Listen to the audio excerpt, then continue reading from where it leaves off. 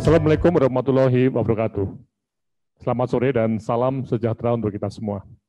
Terima kasih Mbak Putu atas pengantarnya. Jadi Mbak Putu sebagai fasilitator untuk search ini kita sudah sampai pada search dan sistem pendanaan dalam konteks KLB COVID-19.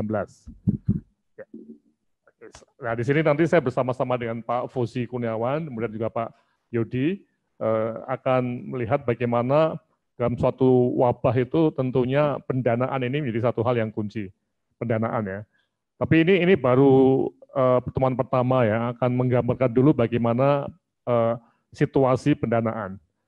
Karena ini masih belum berjalan benar, nah artinya benar itu belum jalan betul ya. Dan nanti mungkin akan ada pertemuan berikutnya yang lebih detail mengenai bagaimana pendanaan untuk wabah ini dan bagaimana yang terjadi. Karena pengalaman yang di masa lalu itu pendanaan itu sering menjadi masalah, bahkan ada yang sampai masuk penjara ya karena masalah pendanaan. Oke, jadi ada beberapa hal yang nanti akan kita bahas, yang ini pengantar ya. Kemudian mengenai sumber dana APBN, sumber dana APBD, kemudian juga kalau kita lihat ada sumber dana desa, dan bagian kelima itu sumber dana filantropi, dan nanti penutup. Nah, saya akan seperti tutup gendang ya, akan membuka dan menutup ya. Nah, oke. Pembukaan pertama kembali lagi pada search capacity, yaitu kemampuan untuk menyediakan pelayanan kesehatan dan medis selama peningkatan mendadak dalam jumlah pasien karena wabah atau korban bencana. Nah, ini dalam konteks COVID-19 di DIY sekarang ini ya, kita memang belum sampai pada lonjakan yang luar biasa ya.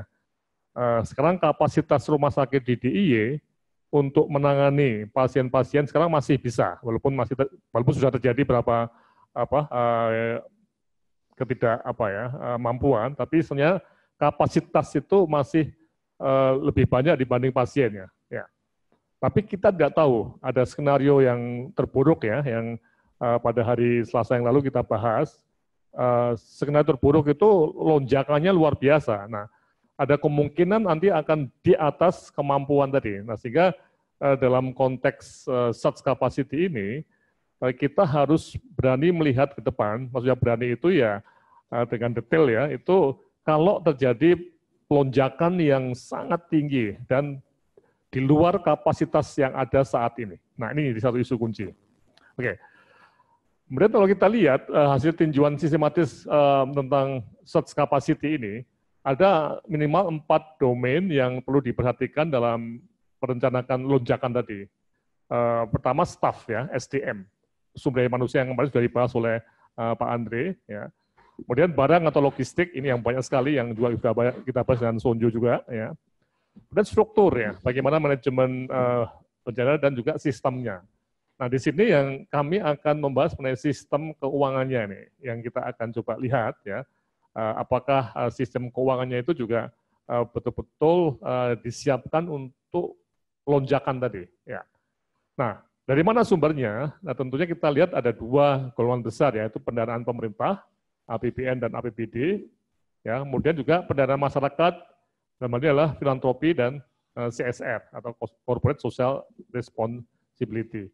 Nah, kami membedakan antara filantropi dan CSR, ya, karena ini 2 hal yang mirip tapi sebenarnya berbeda ya. Karena kalau filantropi itu memang berasal dari jiwa, kalau manusia yang ingin menyumbang, tapi kalau CSR itu kadang-kadang kita juga ada satu keterpaksaan harus membuat semacam sumbangan dari perusahaan.